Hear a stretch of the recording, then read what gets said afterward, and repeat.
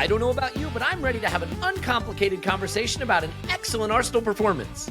Did I mention I only watched the second half? This is the ArsenalVision Post-Match Podcast. My name's Elliot Smith, the Black Man Twitter Gunner. Yeah, I wasn't able to make the first half, and I tuned in right after halftime.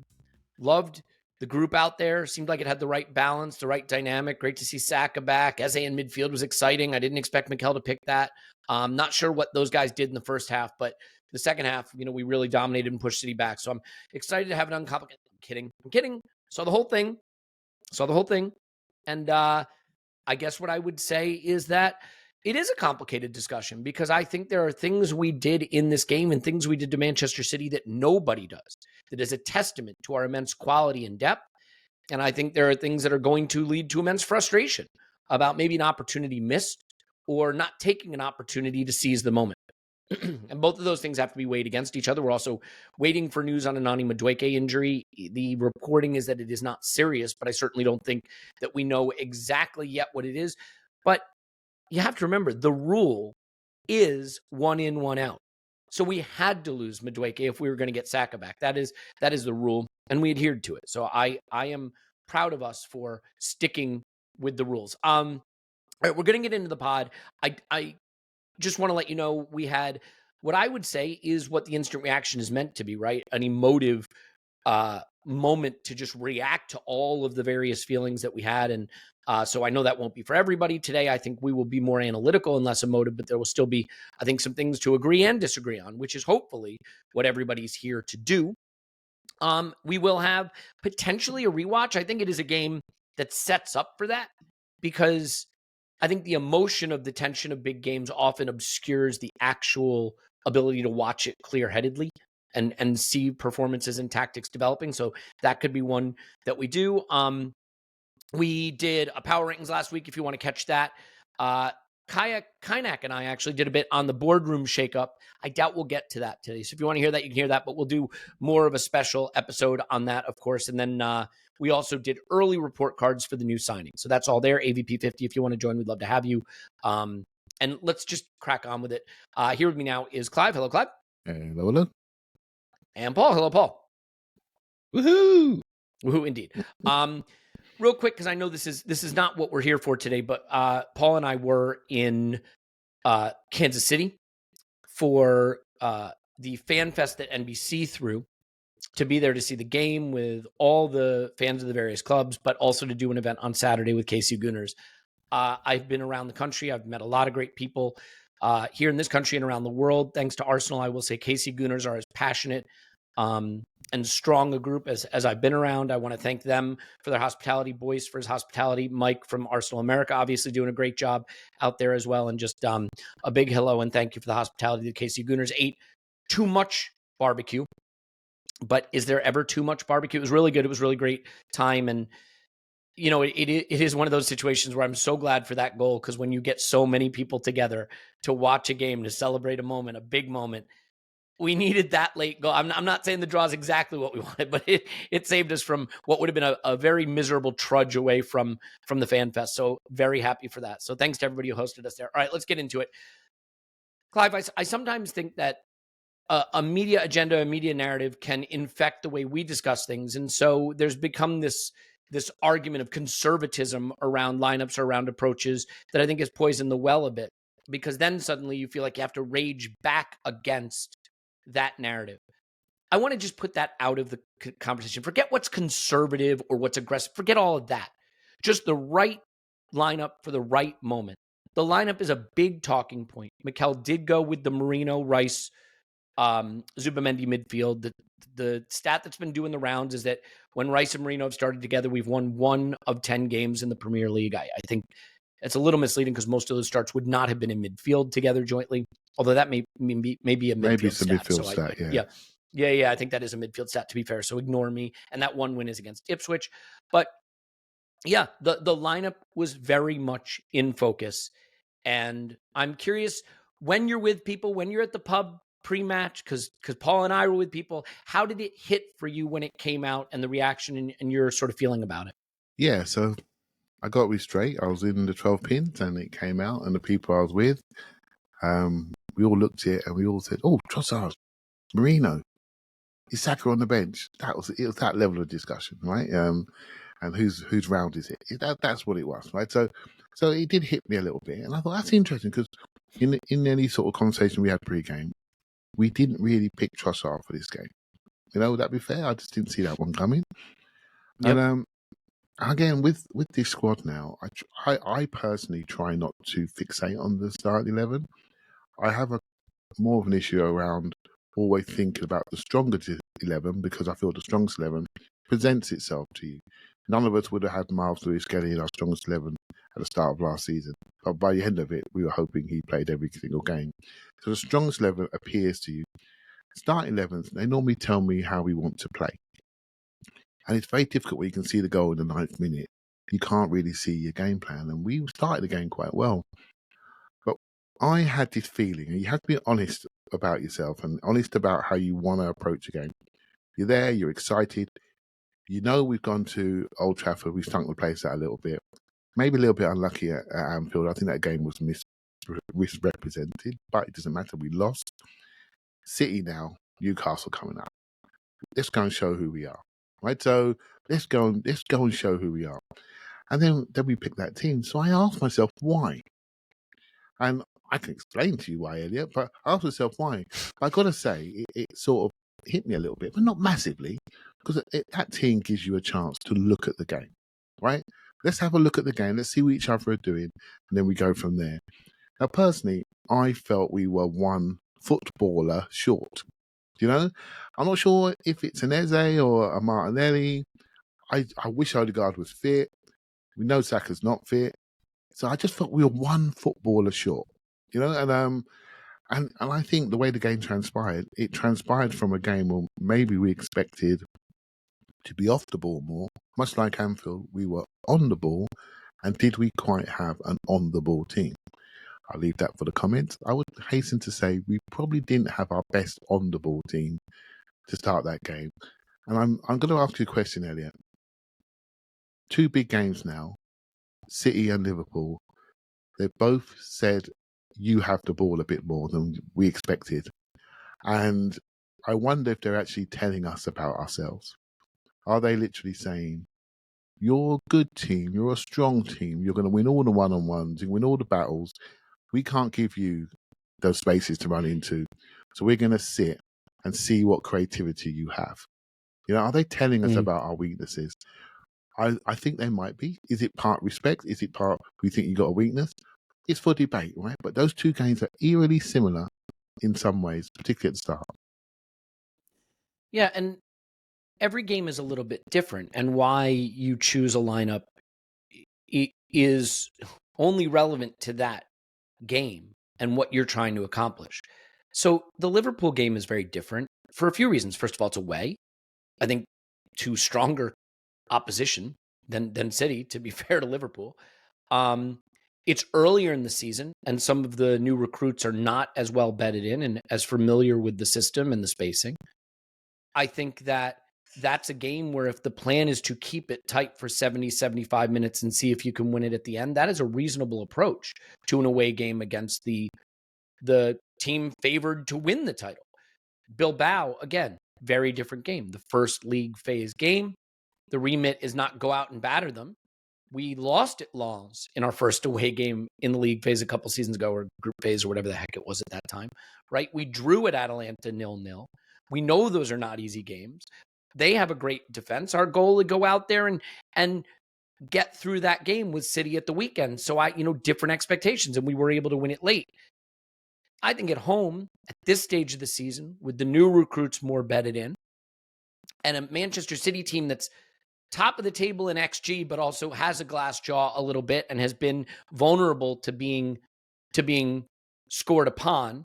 I think there was just a little bit of a different opportunity here, Paul. So let me ask you this, because I think there's a lot of people telling you what Mikel did, and not a lot of people asking what they think he was trying to do. And to be fair, Mikel was asked what the goal was with that lineup and that midfield in particular. And to be fair to Mikel, he was a bit spiky about it and didn't want to answer it. And I get it. You don't want to be questioned by journalists about your lineup selection right after an emotional game, but we're here to analyze that. So maybe instead of saying what he got wrong or didn't get wrong, can you explain to me what you think he feels he was going to accomplish with that group he picked in this game? What do you think is Mikel's view of why that was the right selection for the game? So I think he wanted to play a big boy team that matched and surpassed Man City in our ability to play out and around the back into the middle section, that our midfield could match and surpass them physically, and it matched them technically and surpass them physically. With some fast potential out balls, we were a mix of playing out of the back and going direct at times to Madueke or up to Gyokeres or even Trossard. And what was that Tyson quote? Everybody has a plan till you get punched in the face. We had a plan till we were punched in the face at 8 minutes. And that came from us attacking down the left with Calafiori pushed up into that corner. Perhaps Rashleigh passes it to where there's nothing but Man City players. But, the game was evolving at that point. It's another one of those where you don't really see... you can actually see quite a bit about what the game was going to be. And, we were moving around, we were getting into our flow. It was fairly good. What we didn't have was a player between the lines. Clive talks about wanting another footballer. And maybe that's just another way of saying it, right? We didn't have a guy in the pocket. It's not going to be Marino. And, he'll get a lot of heat. I went back and looked at the first half. He's pretty good. There's the moment he gets swallowed up by 3 players. He walks into an ambush that he created himself. Yeah, that looked bad. Outside of that, it was a Marino performance. Some good passes, a few good passes, a few finding players, getting around, physical pressing. But the problem is, once you go a goal down, which is always a possibility against Man City, now you immediately look to where do we have some extra sauce in the attacking third. So, I think it kind of made sense in midfield. It made sense around the back. But once you needed to step it up a gear, and in the first half, they had a 5-man back line when we were in position. And we just didn't have anything that could... we had moments where we started to get into it, but we really created very little. So what was his intent? I think he wanted to leave the left 8 slot available for Calafiori, who was basically playing as a left 8 for us. Rice and Zubimendi were back interchanging, helping us. But I think we were going to be very direct. The flaw in it for me was Leo just doesn't have enough mustard in that scenario to beat his man on his side. Madueke had some success on his side. Gyokeres didn't really get the service. He dropped in a little bit, fed a little bit. It worked a little bit. Marino had a through ball or two. Timber had 2-3 really good passes, but it wasn't enough. And it certainly wasn't enough once they got numbers behind the ball because they had the goal up. And we didn't have a guy in that pocket. He obviously was not anticipating to go a goal down. That was a setup that would allow you to have control. And once it went against us, the exposure of not having an 8-10 as opposed to a straight up 8 or a left back playing 8. Calafiori is really good running into that slot. He's not really good standing there waiting for the ball. Yeah, and I mean, Tim put out a post about this that I think was a fair assessment, which is he said the problem with that lineup is once you go a goal down, a lot of why it's out there stops being particularly relevant. I think Mikel made a couple of comments here, and one of them that I think is funny is on the starting 11 was safety first. He says, I'll leave that to you, but for me, it's a lot of attacking players in that team. Yeah. And I get that because I actually think that Marino has a lot of attacking qualities. Leo is obviously an attacking player. Whether they were the right choices, I think is a fair question asked. The Leo one is certainly a little bit interesting because I think if you're not going to pick Martinelli to run at Kusanov, I think a lot of us, myself included, would say, what are the qualities Leo brings that Eze can't maybe bring even at a level higher? But Clive, one of the dynamics that is so interesting on our left-hand side right now is we have all of these potentially creative, interesting attacking players, whether you wanted Ethan, whether you wanted Eze, whatever you think the right combination is. but we've kind of decided that Calafiori is going to be our creative hub and protagonist on the left-hand side in some respects, with Rice dropping a little deeper into a double pivot at times, or just fully dropping the deepest, Calafiori getting up ahead. It's an interesting dynamic, and I just sort of wonder, as much as I rate Calafiori, if that gets the most out of the group we have available. So you want to maybe just touch on that dynamic, the Rice, Calafiori, Leo side, what Mikel's trying to do there, what we're trying to accomplish with that group? Right. So there's a couple of positions in our team which I think are very flexible, and I think the coach sees them differently to how many fans do traditionally. So the Merino position, right? So I think with Havertz out and Odegaard out, in the manager's mind, I think he is the player that brings a little bit of what they both do. So I can hear people scoffing, say who, but a lefty from the right, he's a target. He can be a target to get out of press situation if he's higher up the pitch. And so you look at him, you look at, say, if Havertz is centre forward, Merino doesn't play, right? Because he's too close, right? So I think he offers that second pass out. So when we go into our base pod and we have the 5 behind the ball and we have our fullbacks cradling, like Calafiori, for example, and Timber getting contact with the wide men. So we have our 5 in, double pivots on the seesaw, one going high, one going low. And then we need that. So the first pass goes into that base, and then the second pass, where does it go? So he's thinking, so Mikel's thinking, you know what, Gyokeres, he can't hold it as well as Kai can. He can't. So I have to risk manage that. And the way I risk manage that is I have Merino who's secure on the ball. Right? He get it and hold it. The problem is, in this game, I don't think he was super secure on the ball. He didn't have the ingenuity to turn out of crowd scenes and then move the ball forward. So he started to go backwards. And when you're 1-0 down after 9 minutes, that gets a few groans on the East Stand. Do you see what I mean? It gets a few groans because people want to see that ball going forward. And then in their minds, they've taken a snapshot of the 3-man crowd scene, Reinders shot, gone snap. We need to change. We need to change really quickly. So whatever the game plan was, we never saw it. Never got a chance, We never got a chance to see it.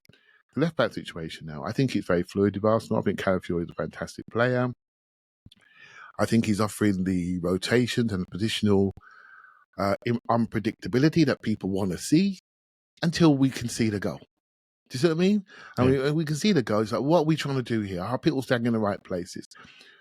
I feel in this game, and I rewatched the whole thing this morning, which is almost like a form of self-harm, watching it, particularly on Sky, when you can see all the narratives coming out. My goodness, it is hard work. For those people watching at home, no wonder they're angry, for God's sake. And I could see rotations on the pitch.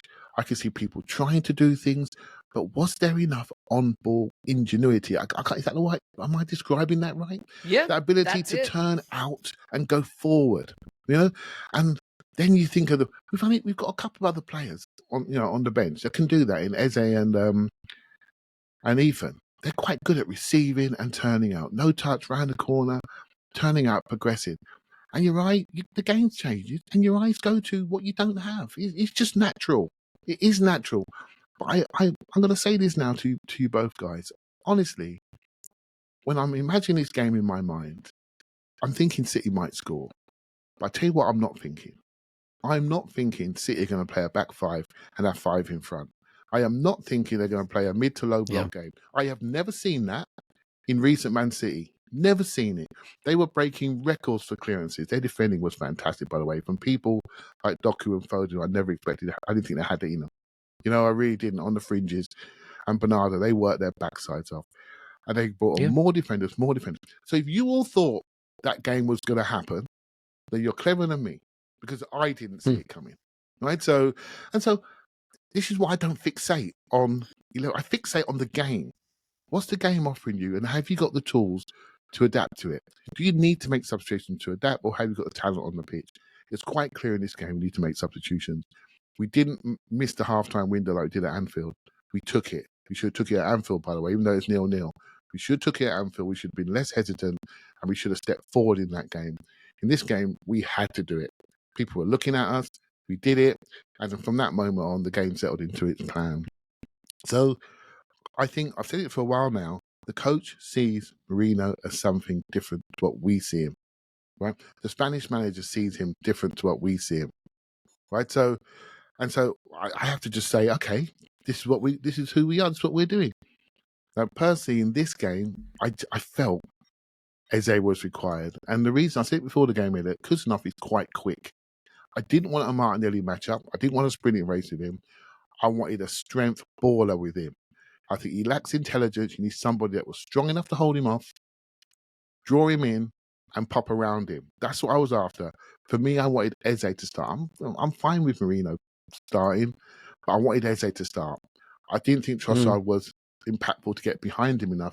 Although when the game settled into a low block game, Trossard's got some quite neat feet and he can move the ball. So the game came towards Trossard where it went away from Mourinho, if that makes sense. Yeah, that does make sense. And I just think these games turn on special moments from special players. You know, I think Mikel is the best tactician in the game right now. I'm comfortable saying that. I think Mikel can set a team out to tactically win the game in terms of the tactical battle. And we did. I mean, no one has seen a Pep Guardiola side have 30% possession, be out touched 35-8 or whatever it was in the penalty box. That's not the exact stat. I'll give it to you later. You know, reduced to 0.9 XG to 5 shots. But the problem is tactics can set you up to win, but players get you the win. And, you know, Pep started Tijani Reiners. He started Foden in midfield. That is a midfield that can be beaten and dominated. But Reiners got one moment, one opportunity to play in that unique talent that City have that no one else has, Erling Haaland. And it was it. It was nearly the one that won the game. And I don't know that we put our players on the pitch who have that same capacity to turn a tightly contested tactical battle into a win. Because in these big games, that's how that works, right? The Liverpool game, we lost from one single sensational moment from Szoboszlai. And this game, we nearly lost because of one sensational moment between Reiners and Haaland. And we got it back, by the way, because of one sensational moment between Eze and Martinelli, which we'll come on to. And so, Paul, I just think I almost want to say to Mikel, look at this beautiful back four and goalkeeper you have. Look at this wonderful system you've built. Look at this 100 million pound ball winning monster in Declan Rice and this intelligent, positionally perfect 6 in Zubamendi. Treat yourself to a 10. Treat yourself to a fantasy player. What's the worst thing that happens? What's the worst thing that happens if he turns the ball over? Treat yourself. You have the structure, you have the talent. And I just think that's my frustration is I feel that Mikel sees the way the game can be lost and he's so good at preventing that. And I just want him to realize you have so much structure and talent in there to stop the game from being lost, Paul, that maybe there's an opportunity for him to put the players out there that can go get him the win. You know what I mean? I do. The only thing, although I've said like what I think he's missing was a player between the lines there, and I think that's absolutely true. He didn't feel he had that player on the day, right? He didn't think Nwaneri was ready to start this game. Mourinho is not that player, even though I would definitely speak him up over what I thought yesterday. When I looked the first half, he had his moments, but there's a moment that encapsulates for me where I think the first half was the most wrong. And although I had issues with the Mourinho selection and the Trossard selection, I think the Trossard one was the bigger miss. And there's a moment later on in the first half where Mourinho receives the ball on the right-hand side, zips a ball in behind the lines, right? Puts our striker through. And you and I were debating it after the striker gets through because he gets swallowed up by, I think it's Kuznov, but basically by their defense and bumped off the ball. But that's a moment, right? They'd had their moment. This was our moment. We were through. Mourinho found the ball. It was through. We were through. And our striker got swallowed up. And you and I were debating, who was that? Who got swallowed up? You thought it might be Gyokeres. I thought it might be Trossard. We weren't sure. It was Trossard, right? It was the guy off the left wing who zipped in behind, and he got totally beaten for pace. That happened a second time. Actually, a first time before that in the first half, where he was put through and Kuznov charged him down from behind. It could have been a foul, but it wasn't a foul, and maybe that's fair enough. But like, there were 2 times Trossard was through in behind. We've had the whole summer. We've had a couple of seasons have expired with windows where we would look to get that player off the left wing who would make those run. Like, could have been Martinelli, but that's not where his game's at the moment. You want to be killing them off the left wing. You want to be killing them off the right wing. This is Man City. These are the lessons we learned and should have learned. It's great having Trossard in your squad, but when you line up against Man City, the guy off the left wing should be killing them when he makes those runs, not getting swallowed up. And like, Marino was not the player I wanted to start that game, but it wasn't all bad from him. He had at least 2 moments where a through ball from him or a good ball from him opened them up. Timber opened them up once or twice. Madueke got in behind them once or 2-3 times. Cutbacks, crosses. There was enough in the first half with moments of quality, and if I had to choose between the two, look, I'd love the 8-10 that had the sizzle. Maybe that should have been Eze starting, but he hasn't played that for us. He did in the second half. But I want fire and brimstone from the left wing, and that's not what we got in that first half. I think Clive's itching. Clive's itching to talk. Well, yeah, I mean, I'm not sure if I'm itching or not. I just think he seems to have settled on one creator, one sprinter in the wide areas. And so he chose Trossard as the creator, not Eze. And I think Madueke is the sprinter or Martinelli. You know, and Saka does the whole lot, right? And so when he's got his hamstrings together, right? So he seems to have settled on that. He seems to have settled on, I need Marino to help me structurally, to help organise my press off the ball. I need him also to be that target, from the back, second pass out, because I'm not sure about my centre forward. And let's be honest, he lost possession about 1 million times in the game. So how are we going to get continuity, right? So he can run in behind, but of course he runs in behind. It's quite basic running in behind, and those Man City defenders can run, right? So, and they stopped him getting towards the goal. So he turns around, recycle, we get second phase, right? So I'm just trying to explain what I'm seeing, really. And I do feel in our minds, we have this fantastic squad, and it's all there. You know, on paper, we've seen all the depth charts, but it's not all there. We don't have Havertz as a second centre forward. We don't have Odegaard, who organises us tactically and provides that ingenuity. We've only just got Saka back. We're Arsenal watchers, and we know that he's not at his best yet, but he will be. And even when he's not at his best, he was still brilliant, right? He was brilliant. Yeah. We got Timber now. He's showing, I need a rest. And Ben White's on the sideline, just got him back. Right, so, and Timber looked like a 70-minute player in this game, and he often does, by the way, when he plays a lot. Calafiori is surprising us with his fitness. Let's be honest, he's surprising us. We just got Saliba back. He needed a game, without a doubt. He was not at his sharpest in this game. Gabriel, I've watched Gabriel closely this season. He's been brilliant, but Gabriel, I'm so glad he didn't make that sprint recovery and pull his hamstring again, because that's exactly how he did it against Crystal Palace. Out of position, overextending, coming back. Let him go, son. We get you for the next 5 months. Don't worry about it. We got to see him to recover. And so we haven't got all of our tools yet in our mind. We've got potential, but they're not here yet. So we can't be at full power. Please, it's not me making excuses. It feels like every game we lose somebody. That's what it feels like. And it's continual. And so we're having to work people into the group, a lot of people at the same time. So in our mind's eye, we close our eyes and they're all there, but they're not all there and they're not at full power. If we had Odegaard and Saka in this game at full power, it's over, mate. It's over. If we have Saka at Anfield, it's over. Right? But this is where we are right now. Just those 2 players. I'm still yet to see a tactically intelligent performance that's consistent without Odegaard being the leader of us tactically. And I worry about our dependence on him. I really do. I do. I worry about that. And so Eze, if there's one thing that came from this game yesterday, and it wasn't perfect with Eze, but it showed that No. somebody else has the personality to play in a number 10 type role. I know it's a low block game, and try to make a few things happen.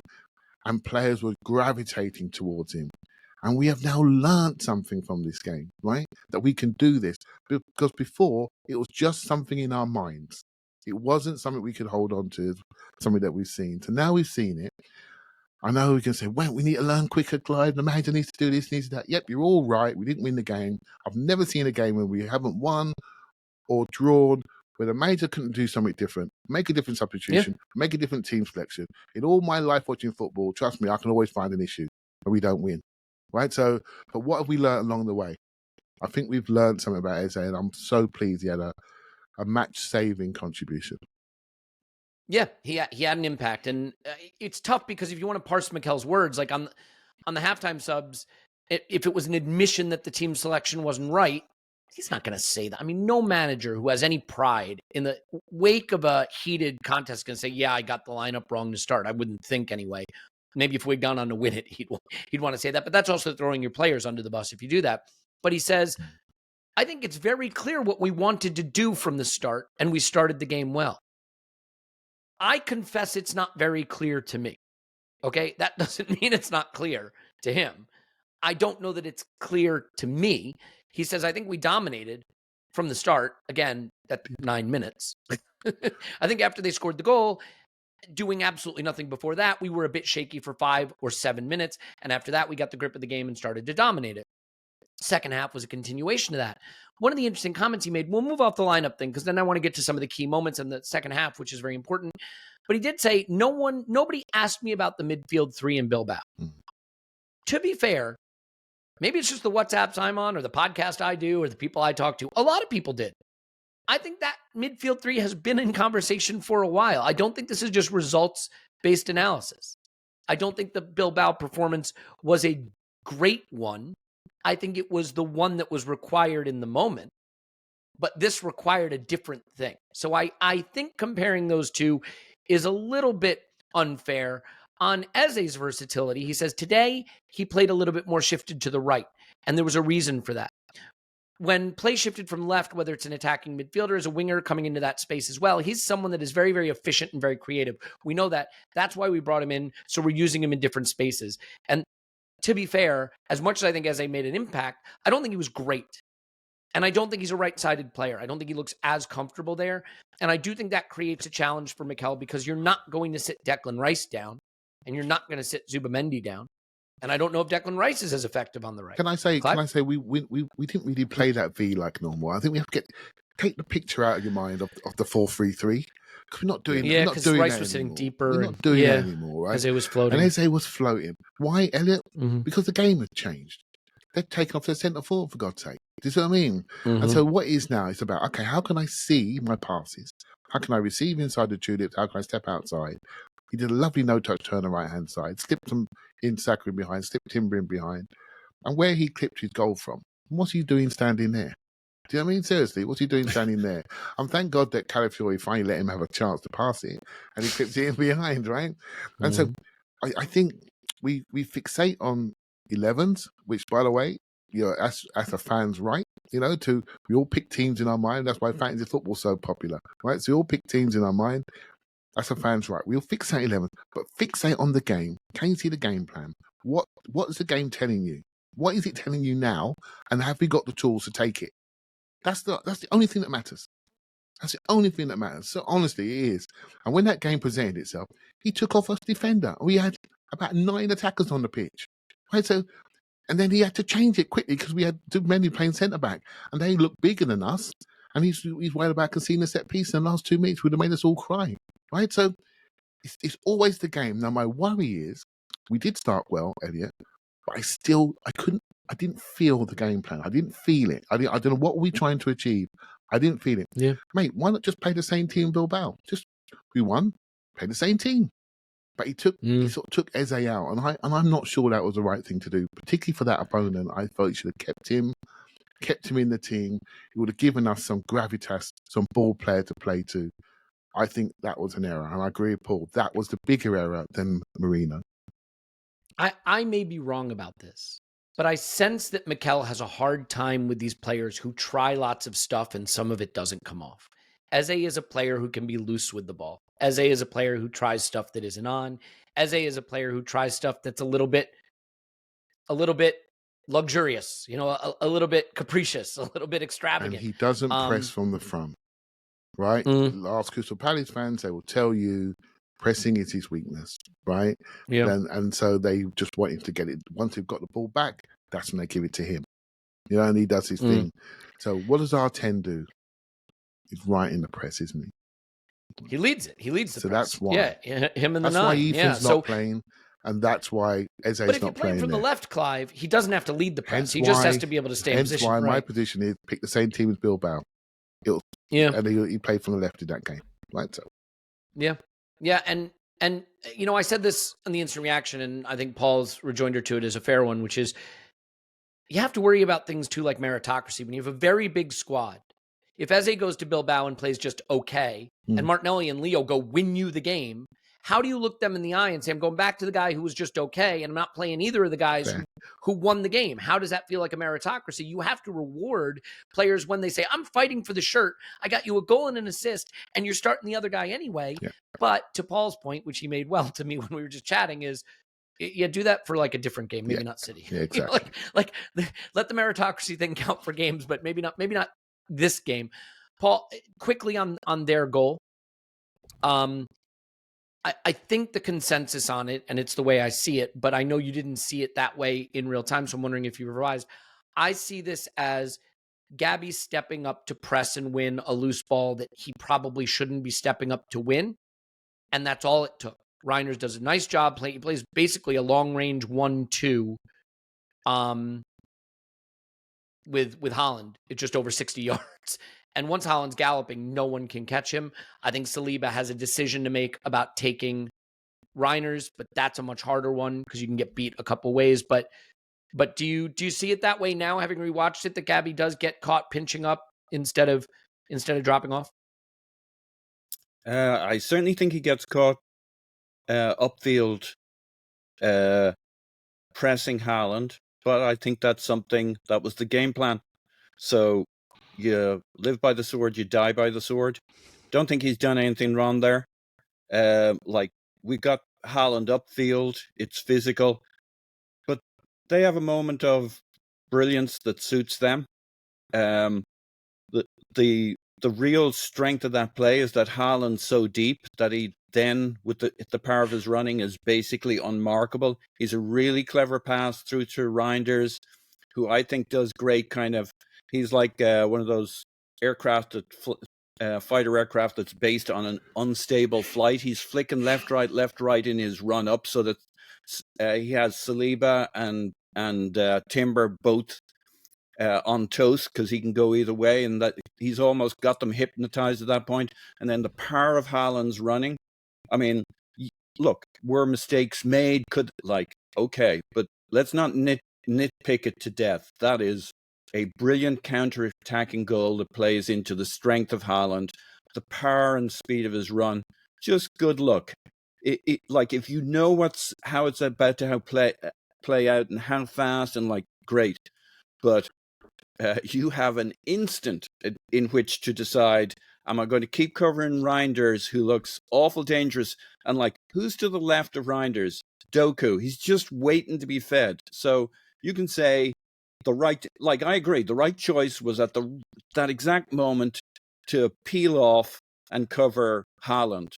But it's a bit 2020 hindsight. Reinders can kill you, Doku can kill you, and Saliba had a lot on his plate right at that moment. So I think you can nitpick it, but basically it's all about the brilliance of that counter-attacking moment.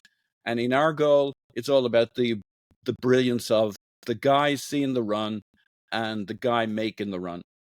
They had their moment. We had our moment. I don't really fault anybody.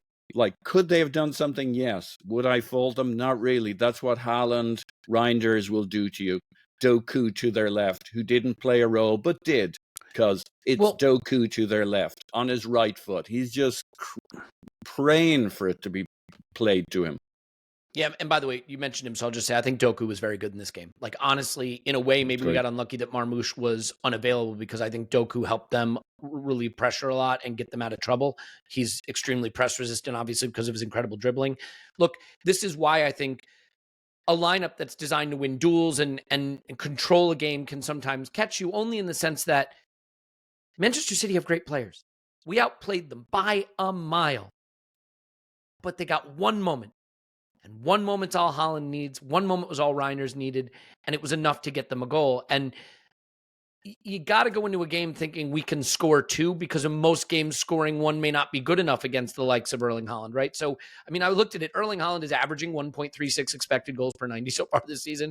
He's having a great start to the season, right? I think I read this was his worst start to a season from a goal scoring standard ever. Like, he's inevitable. We He's did unstoppable. very well against him. We cost him 0.36 of a goal in this match. There you go. Well, and we marshaled him well, and he could have had 2 goals. He really could have. So it just is what it is. Look, I think the good news is, whatever we think of the lineup, a great thing about this game is that we didn't wait. We didn't make the mistake, in air quotes, of Anfield, I think, which was waiting till the game turned away from us. We made the change quickly, and we'll talk to that. Let's get a palate cleanser here so we can get to the positives of a dominant second half, good changes that we made, recovering the game with a sensational goal that it's a goal that should have been a winner. You know what I mean? Oh, would that have been a moment? Because it's that good. And we'll talk a little bit about where this leaves us in bigger picture stuff. Some performances to analyze too, players like Gyokeres that I want to get some takes on, but we obviously should tell you that if you are planning to watch things like the match review of the day show or the hilarious video of someone doing something on the internet that is geo-locked in your area, the NordVPN is the way to not have that problem, because NordVPN lets you bypass those things by saying, I want to browse in this region or I want to browse in that region. But here's the thing, you don't have to know anything about tech. You install the app and you say where you want to browse. And that's it. You just tap, I want to browse here. And then suddenly you can see all the things that browsing there lets you see.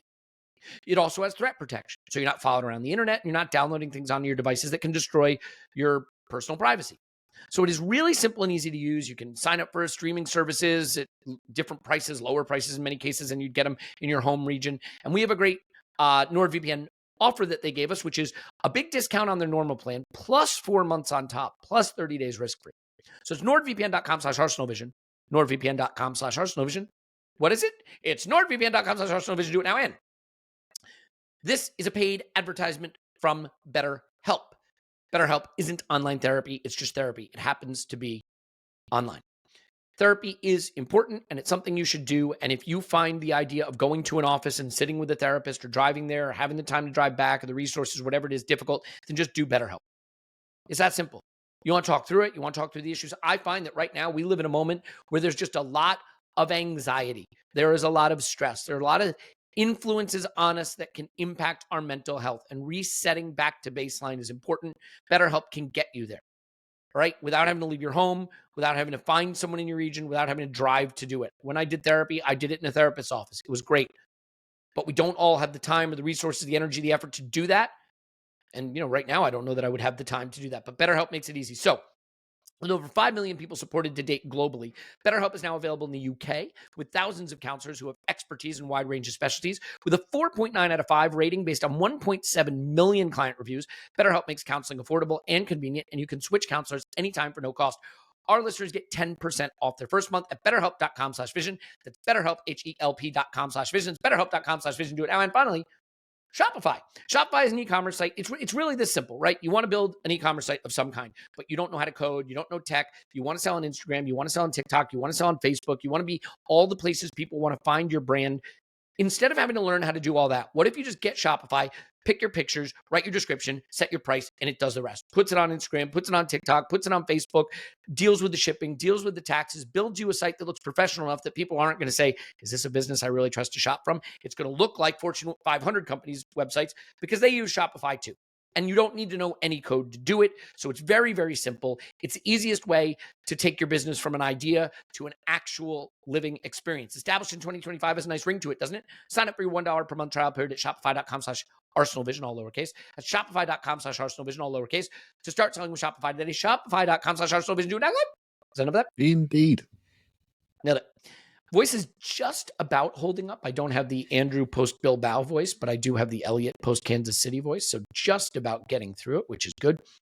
Clive, how surprised were you to see the halftime changes? The one that really surprised me, I was expecting maybe Leo to come off.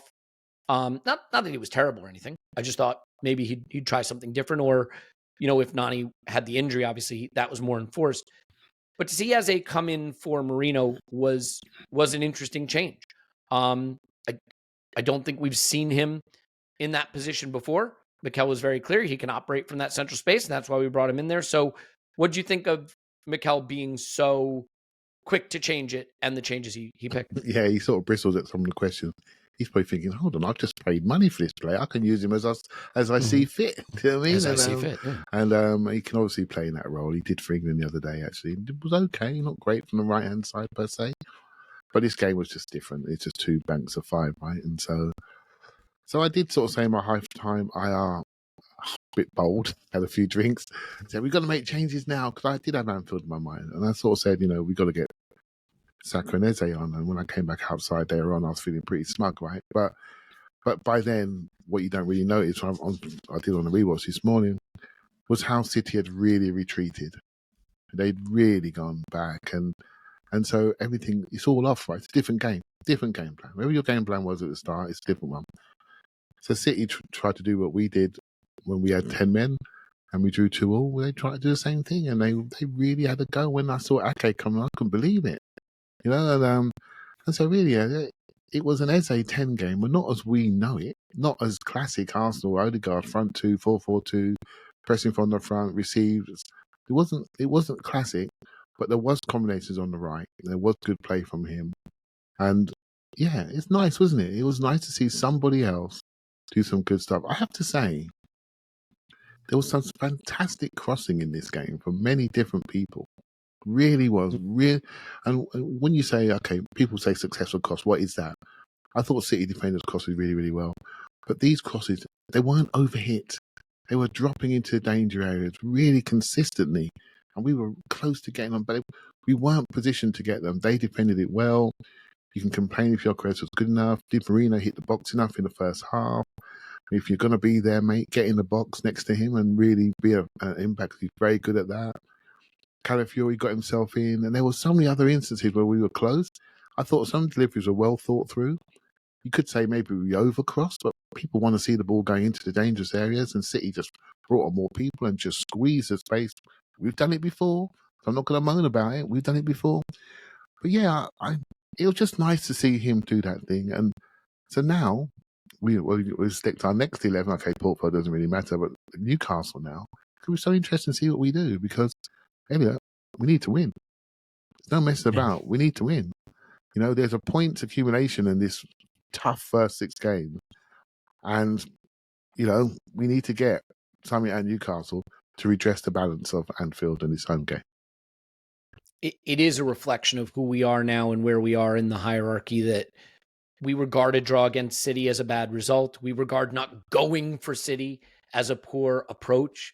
It is also a reflection of Liverpool being perfect through these first 5 games. And if they don't get a late winner against Newcastle, or a late winner against this, or a late winner against that, which they continue to do, this draw might be regarded differently, right? Because Liverpool could very easily be on like 7 points. It sounds hyperbolic, but it's really the case. So the reaction to it is, of course, going to be informed by what's happening with Liverpool and what our aspirations are for the season. Paul, this game did turn into something I would never have expected, which is one-way traffic. Pep, I think a little cheekily, said, sometimes you have to defend because the opponent is better. I mean, okay, that's about as clear as it gets. And the data is about as clear as it gets. I told you earlier I'd give you the exact data. It was 39 touches in the opposition box to their 7. They had 5 shots. But I've been guilty of this. I have been a purveyor of information that I am starting to think might be wrong. as we started to get to be this good team that we are now, Paul, I was blown away by how dominant we could be in games. We have all the field tilt. We have all the ball. We have all the final third touches. We have all the penalty box touches. But still a game that ends 0.9 to 0.9 on XG. It's still a game where until Martinelli's chance, I think we had 10 shots worth 0.6 expected goals. It's not a lot of clear chances. There is a bit about us where we can dominate games, but we still aren't maybe as effective at carving open the opposition as we probably need to be to consistently get 3 points. And we are learning a different way to play with our striker. Mikel was asked about Gyokeres, and he said, well, there were a lot of very good balls in the box, especially I remember 3 of them, that he was very, very close to doing against City. To have very big open chances is extremely difficult, but he's certainly trying his best. I mean, I hope so. And trying to do that, and we have to provide more for him, that's it. There were a lot of situations where the chances were there, and then the final pass was missing today. In many moments, it was very, very open, and I think he means open to have done it if we did it right. You and I were sitting side by side at this game, and it was a weird environment to watch a game because a lot of people and celebration and things like that. But when Martinelli came on, first 2 runs he made, he gets goal side. We saw Gyokeres sometimes struggling to get goal side and push his way through and burst his way through. So he's adapting, but it is an uneven adaptation. What do you think of how he did? Look, the one thing you can say about it is it's still early days for him. He's not helped. I think all of the part of our game that we have not yet worked out in this season is what goes on in the attacking third. Partly, rotation of personnel, key persons you would want on the pitch. We have a strong squad. We've built up the squad, but we don't have Saka. We don't have Odegaard. Madueke's been great, but he's a soloist. We don't seem to have adapted to his cutbacks. There will be people who say no end product. I think he's got great end product so far. Maybe we'll judge him at the end of the season as not having enough end product. But his crosses are good. His cutbacks are good. From the position he plays, I don't know what more you want from him. But that's the only piece of the pitch we've really worked out at this point. Our left 8, our right 8, our left wing, and a new centre forward who's dropping in, looking to get in behind. But kind of for the centre backs facing us, they kind of just got to worry about Gyokeres at the moment. Madueke on one side and Gyokeres. And, he's been coming up to speed. I'm making lots of excuses for him because when you see him on the pitch with Haaland, it's wasn't close. No, that's for sure. I mean, he doesn't need to be Erling Haaland, though, does he? But he needs to be maybe a little bit better than this. Well, you want him to be close to Erling Haaland. He's very much that's his proposition, right? Yeah. And he ain't. And he looks a little heavy. He's getting a little faster. But I do think it's very unfair to be judging him. So you're kind of judging the shadows of a player at the moment because all the way of playing around him just isn't there yet. Who's been happy with what we've done on the left wing? Who's been happy with the player in the left 8 position so far, the player in the right 8 position so far? But we have to judge a player is going to be in a low touch situation. On the other hand, Martinelli, we have this Martinelli proposition. Clive and I have talking about it a little bit about bringing him on later on in the game as a substitute striker, making those runs in behind because nobody does it like him. And this, I would say, for a couple of years now, I've been watching him make runs in behind that we bloody never find. And here's, we had to bring in Eze from deep down the pitch, who almost doesn't have time to pick him out, but sees him, puts in a perfect ball. Martinelli makes those runs all day long. I know there's a Gyokeres conversation, but that should have been Gyokeres. But it wasn't. It was Martinelli. And I don't actually think anybody does that run. Even if Gyokeres makes that run, nobody's going to be as decisive. That burst that Martinelli has, it's electric, it's committed, it's absolute.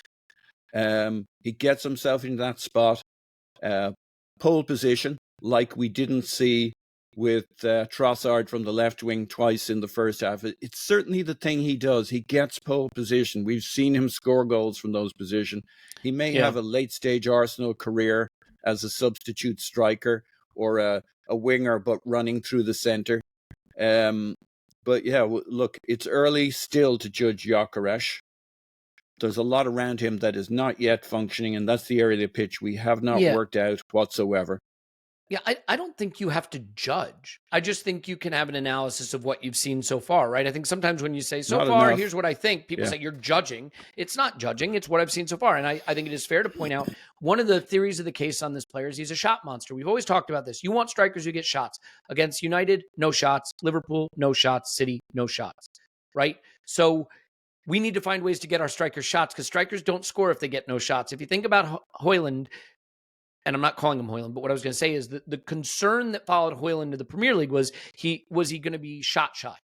And that turned out to be a big problem. He was taking less than one shot per 90, and you can't get goals that way. So we have to get this guy shots. And when you get him shots, as we've seen in the other games where he's taken shots, he scores goals and he impacts the outcome. So when you have 67% possession and your striker has the fewest touches of anybody on the pitch and no shots, you haven't unlocked that player, and that player hasn't unlocked themselves, Clive. I mean, I think that's a fair. Yeah, I think the way they played, it was there was no shots coming in behind that back three, right? That back five.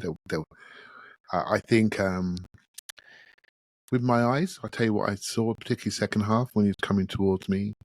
I thought there was one chance that came across the box. I thought his studs got stuck in the ground, but it's got deflected behind him. And I wish for a bit of agility just to reach back for it and side foot it in. But that's the fan in me thinking, can you just get us that goal? Because if we get that goal, I think we go on to win the game. He tries to make runs, but I think he's hard. He's not inconspicuous, right? So he's making the runs. Everyone knows he's coming, and they just drop off and cover around, right? So he then turns it around, recycle, and go again. I think some of his runs, I said it earlier, are a little bit basic. And I came out of the ground thinking, mate, did he stop running after that chance? Did he stop working? We watched it this morning. He was still working. He was still working hard, trying his best. I'm not sure his running numbers. Spoke to Adrian Clark this morning, and I think I want to know his running numbers. But he's trying. But I'm not seeing the separation. I'm not, right? So, and I've seen him in my own eyes before against our defenders, and he looked really, really quick. He's not looking as quick. And so what do I say with that? Do I say, well, he can't run? Well, I think he can run. You know, I think he can, but I just don't think he's there yet. And I'm much like Sesko, he's having to adjust right in front of us, right? And that's the only thing I can say. Because if I'm not going to say that, we've got a dud. I don't think we have, right? So, but I'll tell you now, if Kai Havertz was fit, I think he plays his top 6 games. I really do. Why wouldn't you? We know him, and why wouldn't you do it, right? So, and then he comes on, and he looks like Martinelli's looking. Really quick, really sharp, coming on late in games. There wasn't so long ago, and I've got to say this because I give him a bit of stick, and it wasn't so long ago that we were worried about his speed, worried about decisiveness. It's interesting seeing him when he's fresher versus when he's a bit more fatigued and the game doesn't suit him. He's a completely different player. He looks super confident. That can happen for Gyokeres. At the moment, it's not happening, and it is a concern. So let me put another scenario to you. When you play Pep's team, I think on-ball security is really important. Having high-touch players is really important. You need to control the football. You need to have ingenuity on the football. Now, if hindsight team, was this a Trossard game or a Marino game at centre-forward? I'm bringing on a Gyokeres. Do you see what I mean? Because this is a game for people that can look after the ball and will not go away. You know, will not go away, disappear. I think he's quite basic for this game.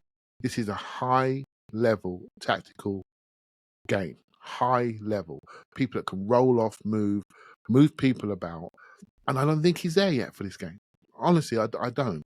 But there are other players that have done it before. Now, was this a game for, 10 midfielders? You know what I mean? But Elliot, everybody being that. Because that's what City tried to do. And the way they dropped away, it would have worked once they got their goal. But hey, look, hindsight is a wonderful thing. And I may have gone that way, if I'm honest with you, against them. Yeah, and there's just no substitute for sheer talent, though, because you look at what Erling Haaland does, and he's he's at the absolute apex of the game right now. But you know what?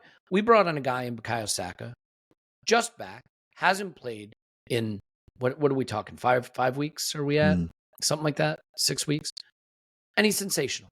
3 of 3 on dribbles, has a shot, creates 2 chances, 2 completed crosses, was, I think, our top ball progressor by passing and carrying in the second half. And, he didn't win us the game, but I think it's just a reminder that you can't tactic your way through talent. Like, and you need players like Bukayo Saka on the pitch. You need players like Emirates Eze on the pitch. You need players like Kai Havertz will, I think, come in for a lot of credit in understanding what we've lost with not having his involvement on the pitch. And Odegaard, right? It's very easy to say you have a deep squad, but no matter how deep your squad is, your elite talent still gets you results. Because if Manchester City were one player shorter, and that player was Erling Haaland, they do not get anything from that game. And when Bukayo came on, I think you saw it. And so, Paul, I think we owe it to Bukayo to give him a little bit of a section here, even though he wasn't the decisive influence in the game. Part of the reason I think City retreated so much and were pushed back so much is because we were much more effective on the ball in the second half, and he was a big, big part of that. He was a big, big part of it, and he played in about 4 different positions. Pretty much finished the game off the left wing. And why did that happen? Was that tactic off the sideline, or was that just Bukayo deciding he wasn't going to get, City with all of those defenders, what they have, 7 centre backs by the time the match had progressed to the later stages, had like 3 guys over his side.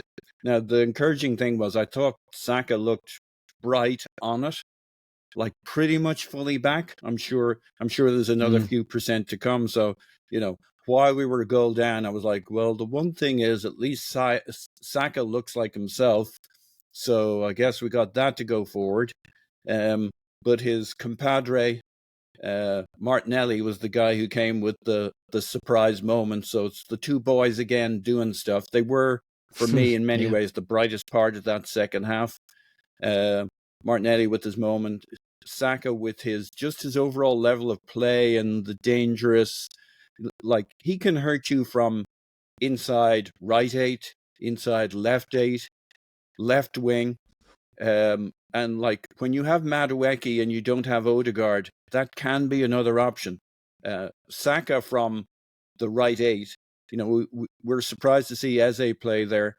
I do think Mikel is a little harsh at this point because he's missing some key pieces, but it's incumbent on him to use the full range of capabilities of the squad going forward. And that may be Saka not playing on the right wing because you got Madueke and there are other places Saka can hurt them. He looked really bright and was definitely a kind of my consolation prize for the day till Martinelli gave me the real consolation. Yeah. I think because we have a lot of good players now, you can forget how much you need your best players. And maybe this is just a bit of a reminder. We go to Newcastle next weekend, and that's not a good place to play for us. It's a tough environment, but I feel a lot better about our chances if Bukayo Saka is starting that game. You know what I mean? So things like that do make a difference. And Clive, I want to get to the goal and the celebration and how that changed the feel at the Emirates. I want to get your take on what the feel at the Emirates was because I've heard conflicting things, but I think it's worth at least saying Mikel didn't just make the halftime changes. He also made what I'd regard as the Arsene Wenger changes, which is like, we're just going to put all the attackers on and really go for it. And Pep sunk deeper. And look, I remember us going to City and nullifying a very good City team to keep the title in our hands a couple seasons ago and being vilified for it. Still being vilified. Right. This is a game where Manchester City just kept taking off attackers and bringing on defenders and sitting as deep as they could and as deep as they could and getting pushed back and repelling us. And like, I'm not saying we deserve a medal for a draw here. And I'm not saying congratulations, you win the "you made City sink deep" trophy, because that, it turns out, is not a trophy. But I think you can go over the top with frustration and critique and lose the forest through the trees a bit of our ability to take a very good team and just put 11 of their defenders in their own box and push them back. Now, you could say, well, they did that because they felt that there was just no chance we'd hurt them. I don't think that's the case, but, to each their own. What did you think of Mikel really, really going for it? The attackers for defenders and putting everything out there in a move that I don't think we've always seen him be willing to make. Well, if he didn't make it, he'd lose his job, mate, because that you'd be dumb not to, wouldn't you? They'd stop playing. They took off the centre forward, right? So as soon as that happened, you know what's happening here, right? So they brought on that guy, I think Gonzalez, I think he came on, and he messed up on the goal, and it cost them. So I'm sure he's getting a bit of stick on the City podcast today. So yeah, he had to do it. I think in the Emirates area, I think it was we were shocked to concede that goal. I think I read Scott's note saying that's the first big chance we've conceded this season. It's the first goal in open play we've conceded, and it sort of was like a bit of a shock because bloody hell, he's good. Him slot bottom corner, flipping out. Then he started to play really well. Defensively as well, he was excellent. He was really engaged in this game. And then we were on top, but I didn't feel we were going to score. I thought Noni had a shot in the first half, and I thought, that looked good. Then it comes to our end. We turn around, we change. And the volume goes up, and it continually went up. There was a flat spot in the second half, and I thought, crikey, and a few people around me decided to go. But it wasn't many. I can only go on my own experience. I wasn't many. I looked around, and people were thinking, surely we're going to get one. Do you know what I mean? It's like that, But they were defending really, really well. And then when the goal came and we scored, it was a major eruption. It was a major eruption. It really was loud. There was a little moment just after we scored. The ball dropped to Eze again in the middle of midfield, and Martinelli had gone again. Same run. And if Eze had just poked it through, I swear to God he scores. And I'd still be celebrating right now. And so Martinelli had worked it out, mate. His movement is really good. I've got to praise him. It was really, really good. And I think that would have been a massive moment. Then the nerves sort of setting a little bit, Elliot, that we might concede. Because they did switch on a bit, And Can I ask you a question, actually, just super quick? And we'll get to the goal. We'll talk about the goal more, but was there frustration with how much we celebrated it? Because where we were with the KC Gooners and FanFest and all that, there was a bit of a get back to the center circle. And we really took our moment to celebrate it. But I think it was a celebration that almost felt happy with the draw when I think we needed to be more clued in. That, we got to go back and do it again. It was 93rd minute or something like that. There is a clip today, just to counter that, with Zubimendi getting the ball out of the net and trying to get it back to the halfway line. So though the players are celebrating, there were some people trying to get back to the halfway line. So I'm just going to say that. And also, Paul, earlier when you mentioned about the left-right with Saka thing, there is a clip today of Albert Stuivenberger, his name is, telling them to swap around. So it's a tactical change. And I thought it was interesting. I didn't expect it, didn't know why. Haven't looked that closely yet. But again, we were doing different things, right? The sort of stuff that we've spoken about, haven't we? We've spoken about rotation. We've spoken about different players. We've spoken about swapping the wingers over. Was that when Ethan was on, so that Ethan could be on his stronger side? I'm not sure. I just saw it happen in the game, and maybe that was it, Elliot. If you got a better reason than I have, great. But I just think I just thought, wow, what's Saka doing over here? And then I saw the clip today with him. Literally from Match Today, I think they spotted it and said you can see Stuivenberg telling him to swap them around, and that's what they did. So we tried our stuff. It wasn't enough for many people. I felt more so a missed opportunity than Anfield, if you see what I mean. Anfield, I can sort of excuse. I don't think we deserved to lose the game, but we did to a special goal. This one, I thought, nah, guys, we are good. And they really did respect us. They decided to stink out the place to get that win. But we're the ones that haven't got the medals. We haven't got the trophies. We haven't got any say to dictate any narratives. Pep can come and do an Arsenal at Arsenal, and it's okay because he's won everything in the game, right? So Liverpool can be frozen in the first half, be really to the lowest XG since I don't know when. It doesn't matter because they won the game and the league trophy's in their cabinet. So they can control the narratives, and all the people that support them control narratives. Until we win, we have to take this. We have to take it. And I'm going to ask you a question. And this is something that's in my mind rather than selections. It's about our psychology. What message are we sending to everybody when we pick a team, when we go out there. So if we're not doing it by play style, are we sending teams a message that we're still a little bit cautious and a little bit concerned by what you may do? Have we crossed that line yet? Is it just the first 6-game block, which is really, really hard? We want to get ourselves into the league season. I don't know, but we can be questioned right now about our psychology and our mentality. We got to take it. I don't like it, but we've got to take it. You know, the fact we've got the best Big Six record of all the teams, we've now lost one, drawn one. So hold on, we've got to take that. You know, we bought a striker to beat the bottom 6 rather than the top 6. He struggled a bit in some of the big games. So we just got to take it at the moment. We've got to take it. The only thing that's going to change it is just win football matches. Simple as that. Mm-hmm. Paul? So, Clive talked a little bit about kind of how surprising this game was to play. But like one of the things John McKenzie, the tactics guy off The Athletic, said was that Pep's been drilling his team to play the Arteta 4-4-2 out of possession. And they just leaned super heavy into this. They actually went one better with 5 at the back for much of this game.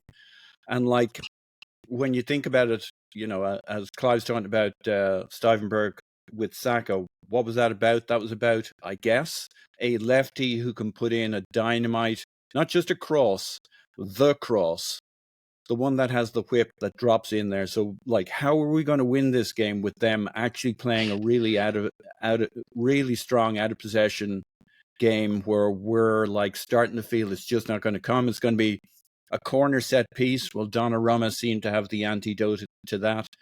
Quality crosses, but they had enough tall guys in the middle there.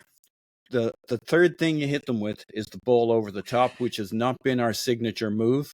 And what was it? It was a Trent Alexander-Arnold quality cross or quality drop ball, perfectly hit for Martinelli to make that run. And like Eze is so deep, it's not hit a TAA side of the pitch, but it's that ball you don't see coming because he's so deep, you're not going to get it over that back line and into the perfect spot, but he does. He almost doesn't see Martinelli, but he's got such quickness and intelligence. Last moment, he's like, oh, there he goes, hits it, perfect onto Martinelli. Kind of in the end, it was the only way we were going to beat them was that ball over the top, which has not been our signature for a number of seasons.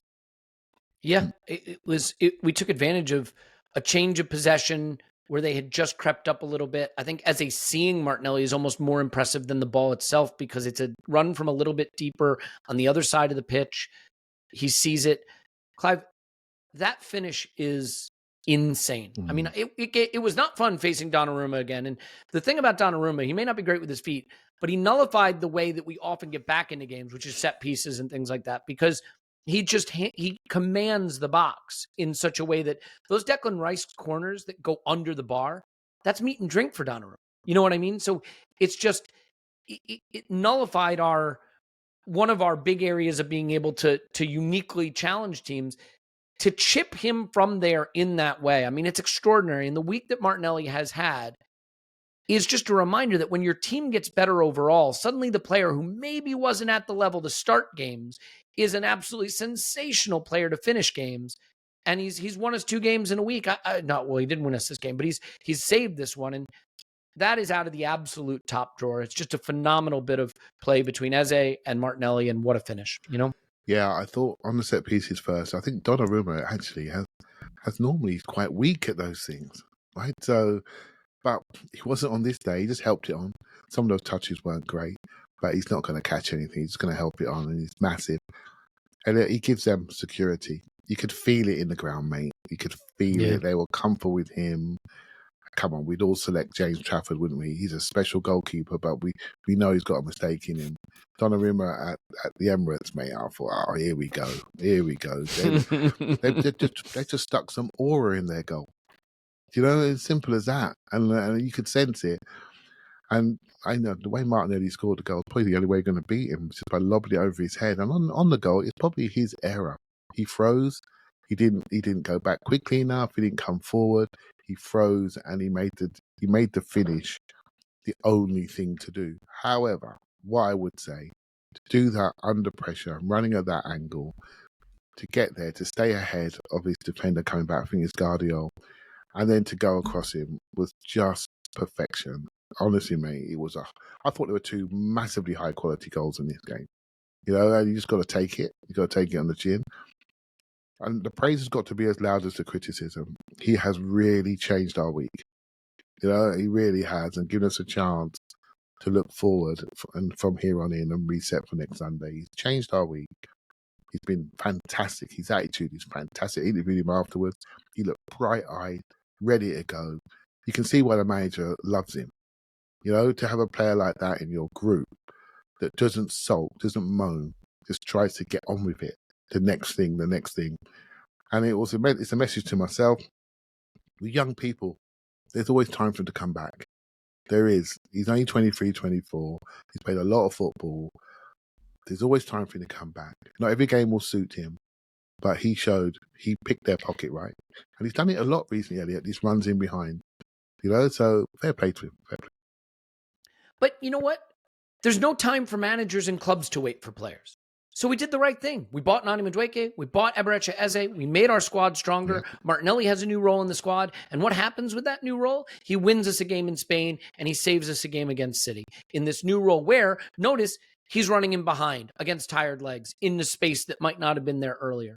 So everybody wins because the club gets better. The player gets put in a position where maybe the bright, hot spotlight is dimmed just slightly, and the role allows him to rediscover his confidence and his quality, and everybody wins in that scenario. Paul, it's a point we absolutely had to get. I think people were very split on it. There were some people that were celebrating it and relieved. There were people that felt we dominated City in a way you never see them dominated, all things true. There are people that feel it was a missed opportunity, that the manager was being stubborn with his lineup or, you know, was more concerned about losing it than winning it. And, you know, these are all various opinions that I think have merit. I'm not going to dismiss any of them. I mean, look, there's always hysterical opinions. Oh, if he hadn't won, he should go, you know, that kind of stuff. Like, you can dismiss that. But the frustrations about lineups, the frustration about the approach, some of that I think has real merit, as we've discussed in this pod, and the credit about the changes and the way we pushed them back and the way we were able to recover the game, also with merit.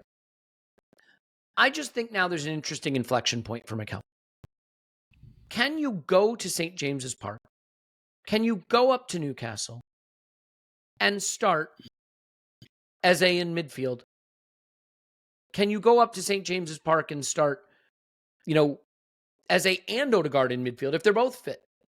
You know, here's what I would say to Mikel. What is the worst thing that happens if you just play Rice, Eze, and Odegaard? And by the way, I'm not saying drop Zubi because he's great, but Zubi, my point is, what is the worst thing that happens? You have the two best center backs in the league, the best center back pairing in the world. You have the best right back defensively, I think, currently playing. You have Declan Rice, who nobody will get past if there's space to run into. What's the worst thing that happens if you give Saka and Martinelli and Gyokeres, Eze and Odegaard? You concede a goal, maybe you score 3. So and again, I'm not saying that's how we should play. That is my point. My point is, do we see an inflection point now where Mikel maybe reconfigures a little bit to have the players out there from the start who have the skill on the ball to win him a game in those high leverage moments? Or is it a doubling down? Do you think the confidence and the faith in the way we dominate, the way we win duels, the way we control games, is that the way forward, and we should be prepared for it to be the way forward? What do you think?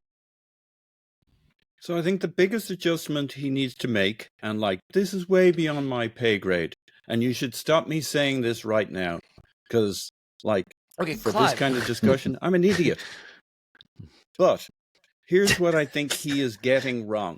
He has leaned into Calafiori as basically our left 8, playing Declan Rice super deep as a second pivot to leave all that space for Calafiori. And what he needs to do is play Declan Rice as the left 8 and leave Zuba.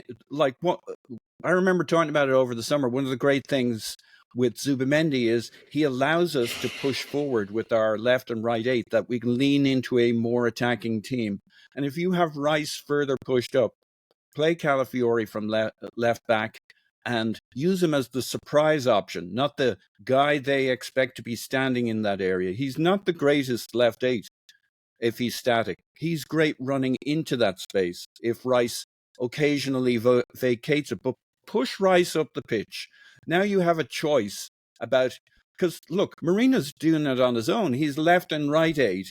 He's the guy upfield who's supposed to make something happen. And he's not that. He can do a few good things in a game, and he did a few good things in this game, but it's not enough. If you have Rice, then it's less of an exposure that it's just Marino. How good a left 8 was Rice towards the end of last season?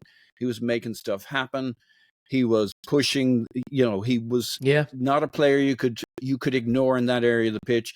And then you vacate it and Calafiori comes in with some sizzle. And they're not expecting him. He's the free man. He's the surprise. He can hurt you. But as it is, he's the guy you expect to be in that spot. And the surprise factor isn't there. So now you can play Marino on the right. But with Rice up there, you can also play whoever you want. Eze, you can play Nwaneri in that right spot. But I think it sounded great in principle. I think Arteta loves the idea of this Calafiori role of stepping into midfield. But that's what it should be, stepping into midfield, not being in midfield. So that's, I think, I struggle with what we're doing on the left-hand side. And we now have good players. Use them. But I've yet to see something that really works on the left-hand side over 90 minutes, where it's oh yeah, now it's clicking, we got it going, it's all going on here. We're really controlling the game from both sides. I think the left 8 still has a big question mark about seeing it function in a way that hurts teams, and I don't think Calafiori statically in the left 8 position is it. It's interesting because Calafiori is such a talented player who can give us so much chaos and creativity when used as a chaos agent. I agree, Paul, but if he's just going to go up and stand there in the left half space and that's where the position he's going to occupy and Rice is going to drop deeper, is that the best use of the characteristics your players have? I don't know. I mean, Clive, I don't think that we're going to see Marino, Rice, and Zubimendi all the time. I do think we're going to see it again. I don't think Mikel is picking it to be stubborn, and I don't think he thinks it's just functional. I think he thinks it's a good midfield. But when Kai is back, when Odegaard is back, we're going to see all different kinds of midfields. And maybe Mikel gave something away in this game. Maybe I've been wrong. And Mikel does not see Eberechi Eze as our left wing. Maybe the reason he started Leo is he sees Leo and Martinelli as left wing, and he doesn't really see Eze as that. And he does see him as a midfielder. And that's when he will play in midfield. I don't know, but there's going to obviously just be a lot of scrutiny on that now. And I wonder what you think we're going to see evolving with that aspect of the pitch, that part of the pitch. Too many games. I'm not sure what's going to evolve. Too many games. Yeah. In this game, we lost our right winger at halftime. He brought on somebody, and he decided that Marino wasn't it for the second half, given how the game was panning out, and he made that decision. And another game, it could be another decision. I'm quite liking the variations of some of the things that we're doing. I'm not sure we got quite enough ingenuity on the pitch. So that's the thing that's concerning me at some times, but we ended up the game with plenty of it. I disagree slightly with Paul around Calafiori, but I look at it closer. I felt in this game, we almost have to wipe our minds from positions per se, because they weren't there. So they dropped away. So we were standing where we liked. Do you know what I mean? Ringing around them, creating a ring so they can't get back out. So it wasn't normal. I think if you look at Rice's heat map, mate, he was everywhere. I don't know where he was playing. Look at that heat map. I don't know where he was playing. But I quite like the fact when he drops in. Was that more in the second half, though, Clive? Yeah, maybe. Did you feel the same in the first half? I think probably the best bit to watch, Paul, was probably the first 9 minutes before they scored. And where was Calafiori when they scored? He's on the left wing almost, wasn't he? And we looked all right in that situation. I quite like Declan Rice being a little bit deeper, but deciding to switch the point of the attack. But also, when he wants to go, he can see it in front of him. What I don't like, I'll be honest with you, I don't like when he's too high too early and waiting for the ball to come to him. Now, there were periods last year he was getting 40 touches a game. And we're thinking £100 million, 40 touches a game. And all our defenders are getting 80, 90. And In this game, he had over 100 touches. I know that's probably not a fair reflection because this game was very possession heavy, but I want him having those touches. I want him having the Saka level touches in the middle of our midfield. I want him being on the ball. You know, if that means he's got to start deeper so he's out of contact so he can arrive into areas. That's the thing that I like to see. I like those two together, Zubimendi and Rice. I think they offer some really good variation. I thought Zubimendi was way higher in this game. Got into the box, challenging for headers. It's just not what we're used to seeing. And so just have to open your minds up, say, we are trying to be different. But what we are doing is saying we need to do this and have him here and have him there. And that's based on last year. Right? With the injuries, we're playing a lot of new players at the same time. We're trying to be different and we're trying to integrate. And while that's happening, I'm not sure how we're playing. I sent a post that day saying I'm just trying to learn. I'm not sure yet. You know, if you're sure, and everyone listening, if you're sure what we're doing on a week-to-week basis, well, I'm not. You know, because it changes based on the opposition, on the game state, on what we're trying to achieve, and what they're allowing us to do. You know, what's been a consistent has been Noni Madueke's threat, but it was a different threat when Saka was playing. Do you see what I mean? And so we've got to wait till all the key pillars are back to see if we have a defined style. I don't see it yet, Elliot. I don't. I see a slight change in our centre mid. It's a little bit more a 1.5 + 1, if that makes sense. Not quite a seesaw type thing, where one goes up, one goes back, and a number 8-10 that's predominantly on the right-hand side because Calafiori is in on the left-hand side. And we're just playing a box like we always do. Do you know what I mean? And so it's just, I just want to wait because at the moment, I'm not sure yet. That's where I am. If you're sure, then please feel free to slap me.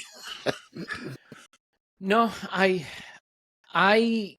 think that Arsene Wenger would often say that if you sign too many players in a single transfer window, if you make too many changes, you can disrupt the cohesion and the evolution of a team, and it can be difficult to assimilate and integrate all of those new pieces. And the injuries have made that, I think, be felt more keenly, because instead of being able to start and say, you know what, we'll use Saka and we'll use Kai and we'll use Odegaard and we'll bring Eze in, and we'll bring Gyokeres in, and we'll start to slowly bring these pieces in. It's been Zubi and Gyokeres and Nani, right? And Eze and new players basically from day one. As key players dropped out, we've lost Odegaard in games twice. We've played our biggest games, Liverpool and City, without Saka and Odegaard, without Kai Havertz, without players that have played those games and know those environments. Gyokeres' first taste of the Premier League, go start at Anfield. Go start against City. Noni Madueke, welcome to Arsenal. Go start at Anfield. Go start against City, right? Zubimendi, are we going to give you Odegaard in there to help you figure it out? Are we going to have that dynamic so that Gyokeres has a more established 8 with it? No, he's going to be withdrawn. And these can sound like excuses, but what I'm saying is any evaluation we have of our evolution or what we're trying to do is undermined by the fact that we've had to take out so many load-bearing walls, right? It would be one thing to try to integrate Nani and Gyokeres and Eze and Zubimendi, right? All in one go. But to do that without Kai and Odegaard and Saka, and have to do it without 3 of the most important pieces of the team, that just makes it that much harder. Because you're not saying we'll drop one player and we'll just bring Eze in this game, but we'll have Odegaard and Kai and Saka. We'll just bring Gyokeres in this game, but we'll have Odegaard and Saka and Leo or Martinelli. We haven't been able to do that. And so it is an evolution that is incomplete because we haven't seen what it looks like when the players that have been load-bearing walls for 2 or 3 seasons are available. Final thing, just super quick. Clive, I'll stay with you for a second, and Paul, I'll get you on this too. I don't care about the result against Port Vale. Anyone who knows me knows that I frustratingly don't care what we do in the League Cup and would be perfectly happy to be out of it at the earliest possible hurdle, because I think that a double-legged semifinal in January against the likes of City or Liverpool or Chelsea in this cup has derailed our season in the past and has the potential to derail seasons. I would love Liverpool to play Chelsea in the semifinal of the League Cup in January. Be my guest. Have at it. Everybody wants a trophy. I want a trophy. I don't think winning this trophy will change how people evaluate the season. So you can rage at me. Send me the email. Tell me I'm an idiot for this, that we shouldn't look down our nose at any trophy. Do I want to lose to Port Vale? Of course I don't want to lose to Port Vale, and we won't. But my point is, Clive, if it's Max, if it's Ethan, if it's any of those players, fine. But I think the thing that Mikel has to do is he has to also look and say, I've got first teamers. Nketiah didn't make the match day squad. He was injured. City. He was injured. Would was you he? believe Okay. it? Another player we lost for playing 5 minutes into the game. I mean, we just can't get a break, man. Can't get a break. You would think, right? We're going to play a Miles Lewis Skelly. Yep. You're going to play a. There you go. Well done.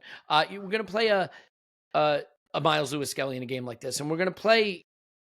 I would have said an Nketiah, but I'm apparently not available. We're going to play a Mascara potentially. Clive, are we just going to have to go with a lot of first teamers because they need minutes in their legs? They need to play. Needs to play. That's number one. He needs to play. Right? Yep. So good point. Mascara will play. Ben White was warming up on the sideline yesterday. He will play. So it'll be just see what happens. I think Saliba needs to game. I wanted to Elliot. He had the big shorts on. He needs to play. And so I think Big Gabby needs to sit big time. Timber needs to sit.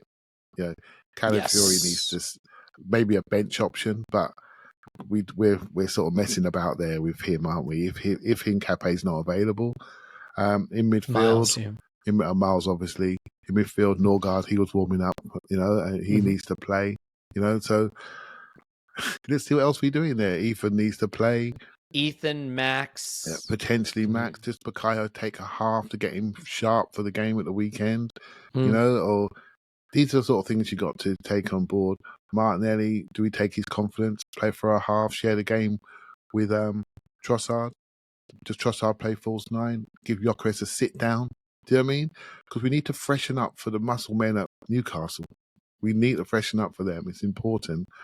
And so, let's see, right? I'm actually looking forward to it just because we're going to see different players. That's the key. Different players, and let's see what they're like. And we'll have something else to moan about. And then we can say, actually, this player needs to be in the first 11 for the weekend. Right? So, but I think Newcastle is important. My eyes have been on it for a while now. I think since Anfield, if Newcastle, we've got to accumulate points there. And after this, after Newcastle, we do go into a stretch of games that we can do something, so hopefully get some players back, particularly attacking players like Kai, like Odegaard, to really show us what we can actually do. Yeah, home to Olympiacos, home to West Ham, away to Fulham, home to Atleti, home to Palace, at Burnley, at Slavia Prague, Sunderland, home to Spurs. I mean, all easy games. Not a tough game in that. Palace are decent, mate, I'm afraid. I'm kidding. It was a joke so I can make fun of Spurs. That was it. Guys, we're over the 90-minute mark. So, Paul, regret to not get your Port Vale thoughts, but we'll leave it there. I think... and Paul research. I'll give you a super quick Port Vale. A quick League Cup thought, which is you got it completely wrong, Elliot. You missed the big picture. The most important thing is that everybody works to get this trophy for Ruben Amorim. That's what this is about. There you go. I knew you'd come up with the right answer somehow, Paul. All right, we're going to leave it there. We'll have maybe a rewatch tomorrow. We'll figure out what to slot in. I mean, once you get to these weeks where we play midweek, we have to be really thoughtful about what other stuff we want to do, because we want to make sure we do all the stuff that you want to hear and see without missing the opportunity to do anything. So Port Vale's on Wednesday. That gives us a chance to do something tomorrow. We'll come up with it. If it's a rewatch, great. If it's not, it'll be something else. Clive, thanks. Thank you very much. Paul, thank you. Woohoo. And there you go. Got in there eventually. I would just say that these are the moments where people see the games differently. They just do. Some people connect more to the frustration of this one. Some people connect more to the relief. There's a little bit of everything. And hopefully, as always, we create a respectful environment for one another to discuss it, debate it, and not get mad at each other for seeing it differently, but explain why we see it the way we do. I think that's what we do well, and I hope that you will engage in that approach with us. Okay, enough moralizing for me. I apologize. I know I'm not anyone's dad. Well, I'm two people's dad, and that's it. Just two people. All right, we love you, and we will talk to you after Arsenal 10, Port Vale New.